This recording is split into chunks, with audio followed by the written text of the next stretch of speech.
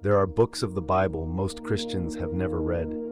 There are scriptures most Jews do not include in their canon. There are texts that shaped early Christianity, were quoted by church fathers, and were treasured in ancient synagogues. Yet today they sit in the margins of religious history, half forgotten, half dismissed. One of these books is the Book of Tobit. And if you have never heard of it, or if you have heard the name but never sat down with its words, then what you are about to discover may genuinely change the way you understand the biblical world. The story opens in one of the darkest moments in Israelite history, the Assyrian conquest. In 721 BCE, the northern kingdom of Israel fell to the armies of the Assyrian Empire. City after city was destroyed, and the survivors, hundreds of thousands of Israelites, were uprooted from their ancestral lands and scattered across the empire. This was not merely a military defeat. For the Israelites, it was a theological catastrophe. If God had chosen this people, if he had made covenant with Abraham, Isaac, and Jacob, if he had given them the promised land, then why were they now prisoners in Nineveh? This is the voice of our narrator and hero. An old man, a blind man, a man of extraordinary righteousness who finds himself crushed beneath the weight of suffering he did not earn. His name is Tobit, and he speaks to us from the very first line of the book. Quote, "I, Tobit, walked in the ways of truth and righteousness all the days of my life, and I performed many acts of charity for my brothers and countrymen who went with me into the country of the Assyrians, to Nineveh." End quote. When scholars unwrapped the Dead Sea Scrolls at Qumran, they found Tobit. 5 fragments, written in the ancient languages, Aramaic and Hebrew. This was not a Greek invention. This was not a late forgery. This text was circulating among Jewish communities more than 2,000 years ago, treasured alongside the Torah and the prophets. The early church fathers knew it well. Origen cited it. Jerome included it in the Latin Vulgate. Augustine regarded it as scripture. For over 1,000 years it was read in churches across the known world. Then came the Reformation, and in the great theological earthquake of the 16th century, Protestant reformers decided to align their Old Testament with the Hebrew canon, the Masoretic text, which did not include Tobit. And so, for millions of Christians, this ancient and profound text simply disappeared. But it never stopped being true, and it never stopped being remarkable. To understand Tobit, we must understand its world. The text is set in Nineveh, the capital of the Assyrian Empire, one of the greatest and most feared cities in the ancient world.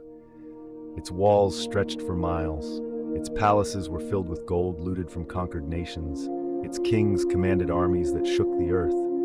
And into this imperial capital, the Israelite exiles were brought, stripped of their homeland, surrounded by pagan temples, forced to live as strangers in a land that worshipped gods of stone and iron. The pressure to assimilate was enormous. Many did, but some did not.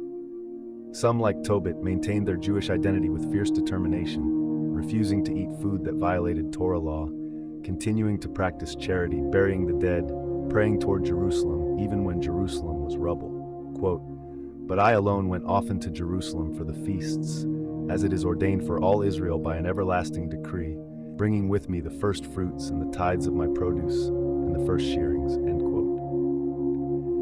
This is one of the earliest and most powerful literary explorations of what it means to maintain faith in diaspora. The question Tobit grapples with is the same question Jewish communities have wrestled with across 25 centuries. How do you remain yourself when your entire world tells you to become someone else? Let us now enter the story itself. Tobit was from the tribe of Naphtali, one of the northern tribes of Israel. Even before the exile, he was remarkable for his fidelity. While the rest of his tribe went to worship the golden calves set up by King Jeroboam at Dan and Bethel, Tobit traveled alone to Jerusalem 3 times a year to worship at the temple. He brought his tithes, he kept his festivals, he maintained his covenant with God when his own community had abandoned theirs. In Nineveh, Tobit does not collapse into assimilation or despair. He continues his works of charity, giving food to the hungry, clothing to the naked, and most remarkably, he buries the dead. This last detail, the burial of the dead, is one of the most important motifs in the entire book. In the ancient Jewish world, proper burial was not merely a social custom. It was a sacred obligation, one of the highest acts of hesed, of covenantal loving kindness. The dead cannot repay you. They cannot thank you. Burial is a pure act of righteousness performed for its own sake. But when King Sennacherib began killing Israelites and throwing their bodies in the streets, leaving them unburied as a mark of contempt, Tobit risked his life to collect these bodies and give them proper burial. And then, everything falls apart. Tobit is warned that the king is seeking to kill him for his burial activities. He flees with his wife Anna and their son Tobias, leaving his property behind. But he does not return to safety.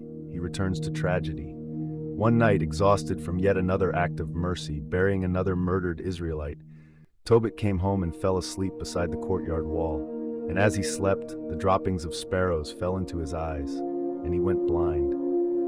The text tells it simply, almost brutally. He lost his sight, and with it his position, his dignity, his ability to provide for his family. His wife Anna was forced to take work weaving cloth to support them. And when she brought home a goat as payment, a gift from her employer, Tobit, in his bitterness and suspicion, accused her of stealing it. And Anna said to him, quote, "Where are your acts of charity? Where are your righteous deeds? These things are known about you." End quote. This moment is one of the most humanly devastating in all of Scripture. Anna's words are not cruel. They are the anguished truth of a woman who has watched her righteous husband become a bitter, paranoid shadow of himself. And they mirror exactly what every suffering person fears, that their righteousness was worthless, that their faithfulness meant nothing, that God has abandoned them. Tobit prays. And his prayer in chapter 3 is one of the most raw, honest, heartbreaking prayers in ancient literature. He does not rage at God. He does not deny God. He simply confesses. He is suffering, his family is suffering, and he would rather die than continue this way. Quote, "You are righteous, O Lord, and all your deeds are just. All your ways are mercy and truth. You judge the world. And now, O Lord, remember me and look favorably upon me. Do not punish me for my sins and for my unwitting offenses and those that my ancestors committed before you." End quote. But the Book of Tobit does something extraordinary here. It cuts away from Tobit's prayer and introduces us to someone else who is praying the exact same prayer at the exact same moment in a city hundreds of miles away. Her name is Sarah. She is the daughter of a man named Raguel in Ecbatana, a city in the Median highlands far to the east of Nineveh. She is young, she is beautiful, she is devout, she has been married 7 times, and every one of her 7 husbands has died on their wedding night before the marriage was consummated, killed by a demon named Asmodeus. Quote, "She had been given in marriage to 7 husbands, and the wicked demon Asmodeus had killed each of them before they had been with her, as is customary for wives." End quote. The horror of Sarah's situation is both supernatural and deeply social. In the ancient world, a woman who could not produce children, who had outlived 7 husbands, would be viewed with suspicion, fear, even contempt. Her own maids taunt her, "You are the one who kills your husbands." And so Sarah also prays for death. At the same moment, in the same hour, Tobit prays in Nineveh and Sarah prays in Ecbatana. 2 sufferers, 2 prayers, one God listening, and in heaven, a response is dispatched. God heard both of their prayers, and he sent the Archangel Raphael. Before God's intervention becomes visible, there is a human story to be told. Tobit, convinced he is going to die, calls his son Tobias to him. He gives him a father's final instructions and reveals that he has a secret. Years ago, before all of this suffering, Tobit had deposited 10 talents of silver with a man named Gabael in the city of Rages in Media. Tobias must go and collect this debt. It is the family's financial security, their only remaining asset. What follows is one of the longest passages of wisdom instruction in the Apocrypha. Tobit gives Tobias a series of moral commands. Give alms generously, never turn your face from the poor, seek wisdom in a wife, pay workers their wages promptly, keep away from sexual immorality, do not get drunk. These instructions are not random. They constitute a complete portrait of the righteous Jewish life in diaspora, a kind of portable Torah for a people who no longer have a homeland or a temple. When you cannot offer sacrifices, you offer righteousness. When you cannot visit Jerusalem, you carry Jerusalem inside you. Tobias must find a guide, someone who knows the road to Rages in Media. And at the city gate of Nineveh, he encounters a young man. calm, confident, knowledgeable. He says his name is Azariah, meaning God has helped, and that he is an Israelite who knows the road to Rage's well. Tobias brings him to meet his father. Tobit, blind now, speaks with the stranger. He asks about his family, his tribe. The stranger answers with perfect detail, and Tobit is satisfied. He hires Azariah as a travel companion. We, the audience, know something Tobit and Tobias do not. This man is not Azariah. This man is Raphael, one of the 7 archangels who stand before the throne of God, wearing human flesh as a disguise, walking among mortals on divine assignment. And Raphael himself will later explain it. Quote, "I am Raphael, one of the 7 angels who stand ready and enter before the glory of the Lord." End quote. The irony is almost unbearable. A blind man, praying for divine help, hires an archangel as a servant. He cannot see the glory beside him. He cannot perceive the wings folded beneath plain robes. He shakes hands with heaven and thinks he has found a travel guide. This is the theological genius of the Book of Tobit. Grace often comes disguised. Help often wears a human face. The divine intersects with the ordinary without announcement or fanfare. They camp by the Tigris River. Tobias goes to wash his feet in the water, and suddenly, a great fish leaps out of the river and tries to swallow his foot. Raphael, calm, unhurried, as if he had known this would happen, tells Tobias, "Catch the fish, cut it open, save the gall, the heart, and the liver. These are medicinal." Quote, "Then the angel said to him, 'Cut open the fish and take out its gall, heart, and liver. Keep them with you, for they are useful as medicine. The gall is useful to anoint a person's eyes that have white films on them, and the sight will return." End quote. Tobias does as he is told. They eat the fish, and Tobias carries these 3 organs with him, not yet knowing exactly how they will be used. But Raphael knows. He knows everything. He has already seen the outcome of this journey. He is not leading Tobias on a quest. He is escorting him to a destiny already written in heaven. And as they travel, Raphael tells Tobias something else. There is a woman in Ecbatana, the daughter of Raguel, a kinsman of Tobit's family. Her name is Sarah. She is beautiful, wise, and righteous, and Tobias should marry her. Tobias knows about Sarah. He has heard the stories. 7 husbands, all dead on their wedding nights. He is young. He is afraid. He asks, "Am I not walking toward my own death?" Quote, "I am the only son my father has, and I am afraid that if I go into her I will die as those before me did, for a demon is in love with her, and he harms no one except those who approach her." End quote. And Raphael, who is walking beside this terrified young man, who holds in his own divine hands the power to dissolve the entire situation instantly, speaks with calm, almost tender certainty. "Do not be afraid. She was destined for you before the creation of the world." Before we go further in the story, we must stop. Because the demon Asmodeus is one of the most extraordinary figures in this entire text, and one of the most fascinating demonic entities in all of ancient religious literature. His name appears to derive from the ancient Persian, Eshma Daiva, the demon of wrath and violence in Zoroastrian tradition. But in the Book of Tobit, he is identified with something more specific, a desire so obsessive it becomes destruction.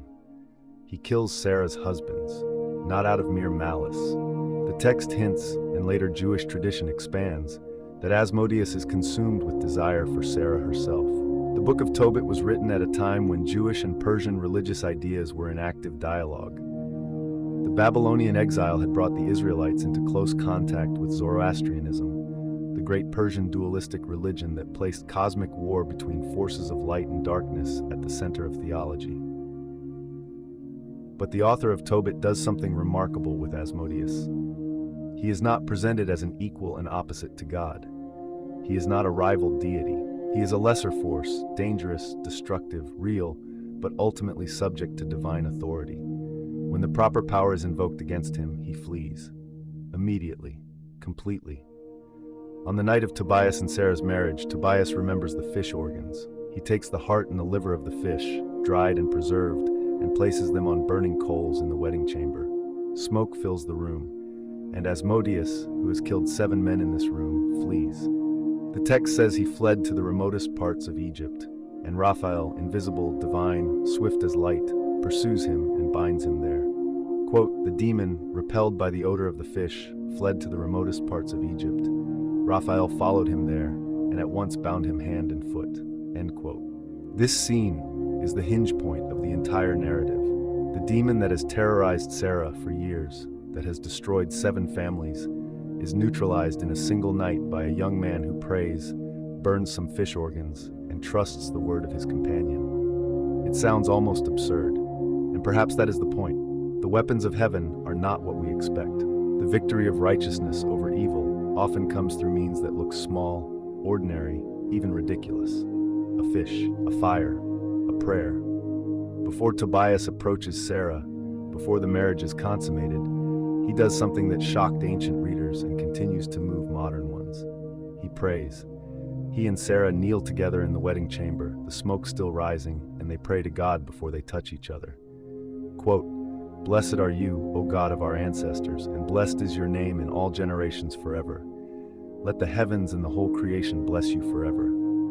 You made Adam, and for him you made his wife Eve as a helper and support. From the 2 of them the human race has grown. You said, 'It is not good that the man should be alone. Let us make a helper for him like himself.' I now am taking this kinswoman of mine, not because of lust, but with sincerity. Grant that she and I may find mercy, and that we may grow old together."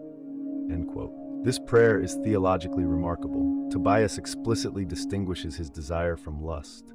He frames the marriage within the context of creation, returning to Genesis, to God's original design for human companionship. Sarah's father, Raguel, meanwhile, has ordered a grave to be dug in the garden. He fully expects to find Tobias dead in the morning. When a servant reports that Tobias is alive, Raguel falls to his knees in wonder and immediately orders the grave to be filled. The humor of this moment, the pre-dug grave, the stunned father, the quick burial of the whole instead of the groom, is one of the text's most human touches. The author understood that joy and absurdity often arrive together. The journey ends in triumph. Tobias collects the silver from Gabael. He returns to Nineveh with his new wife Sarah, and he uses the gall of the fish, as Raphael had instructed, to anoint his father's eyes. The white films that had blinded Tobit peel away. He sees. For the first time in years, he sees his son's face. He sees Sarah. He sees Anna. He weeps. He praises God. The healing is complete. The money is recovered. The marriage is made. And now it is time to pay the guide his wages. Tobias and Tobit bring Raphael, still known to them as Azariah, half of everything they have brought back. It is an extraordinarily generous offer, and the response they receive is something neither of them could have anticipated. Quote, "I will not hide anything from you. I have said, it is good to guard the secret of a king, but to reveal with due honor the works of God. And so when you and your daughter-in-law Sarah prayed, it was I who presented and read the record of your prayer before the glory of the Lord, and likewise whenever you used to bury the dead. And that time when you did not hesitate to get up and leave your dinner to go and bury the dead, I was sent to you to test you. And at the same time God sent me to heal you and your daughter-in-law Sarah. I am Raphael, one of the 7 holy angels who present the prayers of the saints and enter before the glory of the Holy One." End quote. The world tilts on its axis. The young man who was their travel companion, their hired guide, their servant, was an archangel, was one of the 7 who stand before the throne, was the one who had carried their prayers to God, who had overseen every step of the journey, who had driven the demon to Egypt, who had guided Tobias to his destined wife, and he had been walking among them, eating with them, talking with them, sleeping in camps beside them on the road, the entire time. Raphael's name means God heals, or more literally, El has healed. He is the archangel of healing, of restoration, of intercession, and his role in Tobit encompasses all 3 dimensions of this calling. He heals Tobit's blindness, the physical dimension. He heals Sarah's suffering, the social and spiritual dimension. He heals the broken relationship between 2 desperate families, the relational dimension. And through his revelation, he heals something in the reader, the fear that our prayers are shouted into empty air. Because one of the most powerful things Raphael reveals is this: he was there. He was present all along. At the moment Tobit prayed for death, Raphael was already on his way. The answer was dispatched before the prayer finished ascending. The healing was already moving toward them while they wept. Quote, When you prayed, it was I who brought your prayer before the Holy One. I was sent to test you, and at the same time God sent me to heal you." End quote. This revelation reframes the entire previous narrative. Every moment of apparent abandonment, Tobit's blindness, Sarah's curse, the long dusty road, was secretly supervised. The silence of God was not absence, it was preparation. After his revelation, Raphael commands them to write down what has happened, to tell the story, to not keep it hidden, and then he ascends, and they see him no more. And Tobit, who just had his sight restored, watches an angel rise into heaven, and the first thing he does is fall down and weep with praise. The Book of Tobit was written in a world deeply familiar with the Book of Enoch, the ancient text that describes the fall of the Watchers, the birth of the Nephilim, and the cosmic rebellion against God that preceded the flood. And the fingerprints of Enochic tradition are visible throughout Tobit. The reference to 7 archangels in Tobit chapter 12 verse 15 is directly parallel to the 7 archangels named in 1 Enoch chapter 20, with Raphael himself appearing in Enoch as the angel who binds the fallen watcher Azazel in a pit in the desert of Dudale. From the Book of Enoch. And again the Lord said to Raphael, "Bind Azazel hand and foot, and cast him into the darkness. Make an opening in the desert which is in Dudale, and cast him there." Compare this to Tobit chapter 8 verse 3. Raphael pursues Asmodeus to the remotest parts of Egypt, and binds him hand and foot. The parallel is unmistakable. The same archangel performing the same action, binding a demonic figure in the same posture. The author of Tobit either knew the Enochic tradition or was drawing from the same reservoir of ancient angel lore. This connection matters for our understanding of Tobit's theological world. This is not a simple domestic fairy tale. It is embedded in a cosmic narrative in which angelic beings, both faithful and fallen, are active participants in human history. The suffering of Sarah and Tobit is not accidental.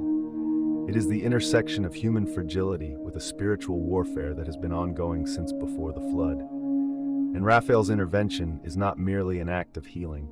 It is an act of cosmic order, the restoration of divine intention against demonic disruption.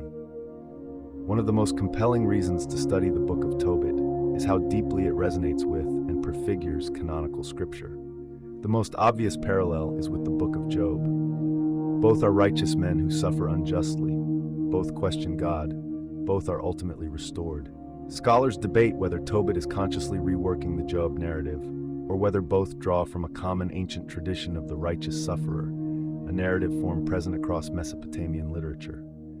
Tobit in Genesis, Tobias's prayer on his wedding night, directly invokes Genesis chapter 2. It is not good for man to be alone. The marriage of Tobias and Sarah is framed as a return to God's original creative intent. Marriage as covenant, as completion, as created order. This theology runs from Eden through Tobit into Paul's letter to the Ephesians. Tobit and the Sermon on the Mount. Tobit chapter 4 verse 15 contains one of the earliest recorded versions of the Golden Rule. Do to no one what you yourself dislike. Jesus quotes a positive form of this principle in Matthew chapter 7 verse 12. Quote from Tobit, "Do to no one what you yourself dislike. Do not drink wine to excess or let drunkenness accompany you on your way. Give some of your food to the hungry, and some of your clothing to the naked." End quote. Tobit and Revelation. The 7 archangels of Tobit chapter 12 verse 15 appear directly in Revelation chapter 8 verse 2, the 7 angels who stand before God. The angelology of the Apocalypse of John is continuous with the angelology of the Book of Tobit. These texts share a common theological grammar across centuries. Why is Tobit not in Protestant Bibles? This is not merely a matter of ancient consensus. It is the result of specific decisions made by specific people at specific historical moments. The Hebrew Bible, the Masoretic text, was formally canonized by Jewish authorities, likely at the Council of Jamnia around 90 CE. The texts included were those written in Hebrew or Aramaic and considered authoritative within the Palestinian Jewish community. Tobit may have been excluded because its origins were associated with diaspora rather than Palestinian Judaism, or simply because its canonical status was contested. The Greek translation of the Old Testament, the Septuagint, was used by Greek-speaking Jewish communities and became the Bible of the early Christian Church. It included Tobit, When the New Testament quotes the Old Testament, it almost always uses Septuagint language. The early church was a Septuagint church. When Pope Damasus commissioned Jerome to produce the Latin Vulgate Bible in the 4th century, Jerome was skeptical of the deuterocanonical books. He translated Tobit in a single day from an Aramaic text, working with a bilingual assistant who dictated it to him. This hurried translation became the standard Western text of Tobit for over 1,000 years. Martin Luther, in the 16th century Reformation, made a fateful decision. The Old Testament canon should match the Hebrew canon. Books present in the Septuagint but not the Masoretic text were moved to an appendix he called the Apocrypha, meaning hidden things. Later Protestant traditions removed them entirely, and so, for most of the Protestant world, Tobit simply ceased to exist in common awareness. What do we lose when we lose Tobit? We lose one of the earliest and most sophisticated explorations of diaspora identity. We lose a profound meditation on suffering and the silence of God. We lose a complete portrait of Jewish piety, expressed not in temple ritual but in daily acts of charity, burial, prayer, and family faithfulness. We lose Raphael. We lose one of the most tender portrayals of an angel in all of ancient literature. Not a warrior, not a terrifying divine messenger demanding fear not, but a companion on the road, a friend who walked beside the frightened, a healer who worked in the ordinary. We lose the demon Asmodeus, and with him, the reminder that the biblical world took spiritual warfare seriously, that the suffering of the righteous has enemies with names, and that those enemies can be overcome. We lose Tobit's prayer, the raw honesty of a man who has done everything right and finds himself blind, poor, and bitter, but who still speaks to God. And we lose Sarah's prayer, a young woman who has outlived 7 husbands, who has been mocked and blamed, who cries to God in an upper room and is heard. Quote from Tobit chapter 13, "Blessed is God who lives forever, because his kingdom lasts throughout all ages. For he afflicts and he shows mercy. He leads down to Hades in the lowest regions of the earth, and he brings up from the great abyss, and there is nothing that can escape his hand." End quote. Tobit's final hymn of praise speaks of suffering and restoration, of exile and return, of a God who wounds and heals, who brings down to the pit and raises up again. It is a theology not of triumphalism but of resurrection, of the conviction that no darkness, however deep, is outside the reach of divine mercy. Tobit ends with a prophecy. He tells his son Tobias to leave Nineveh, that the city will be destroyed, just as the prophets have said. And it was. In 612 BCE, Nineveh fell to the Babylonians and Medes, its ruins buried for 20 centuries until archaeologists uncovered them. And Tobit prophesies the restoration of Jerusalem, that the temple will be rebuilt, that the scattered tribes will return, that God's covenant will not be abandoned. This is not naive optimism. It is the hard-won hope of a man who has been blind and has seen again, who has prayed without visible answer and has watched heaven move. The final verse of Tobit is this, quote, "Before he died, he heard of the destruction of Nineveh, which Nebuchadnezzar and Ahasuerus had captured. Before his death, he rejoiced over Nineveh." End quote.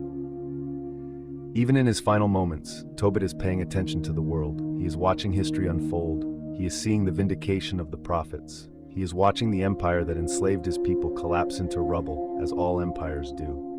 And he dies, at 112 years old, satisfied, having lived long enough to see that faithfulness is not foolish, that righteousness is not in vain, that the God who sent an archangel walking beside his son on a dusty road to Media is the same God who holds the fate of empires in his hands. The Book of Tobit has survived everything. It survived the exile, it survived the canon debates, it survived the Reformation, it survived 500 years of being absent from Protestant Bibles. It is still here, because the questions it asks are questions that never go away. What do you do when you have done everything right and everything goes wrong? What do you do when you pray and heaven is silent? What do you do when suffering comes not as punishment but as mystery? Tobit's answer is not a theological argument. It is a story. It is the story of a family that kept praying, kept burying the dead, kept practicing charity, kept trusting, and found that an archangel had been walking beside them all along. You may not see Raphael on your road today, but the Book of Tobit insists, with the quiet confidence of an ancient text that has outlasted empires, that this does not mean he is not there.